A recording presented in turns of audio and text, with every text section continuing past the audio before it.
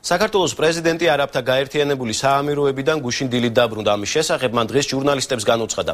მიხეილ სააკაშვილმა ჟურნალისტებს 40 სართულიანი სასტუმროს მაკეტიც აჩვენა, რომლის აშენებაც თბილისის ცენტრში იგეგმებოდა, თუმცა პროექტი ჩაიშალა, რადგან ის საქართველოს მთავრობამ დაბლოკა. პრეზიდენტმა ხობის წყალზე დაგეგმილი ჰიდროელექტროსადგურისა და აეროპორტში ასაფრენი ბილიკის ჩაშლილი მშენებლობის შესახებაც ისაუბრა. მისი თქმით, ამ პროექტების არ განხორციელებით საქართველოს მილიონობით ტურისტი და 20,000-ზე მეტი სამუშაო ადგილი დაკარგა. ახლა ჩამოვედი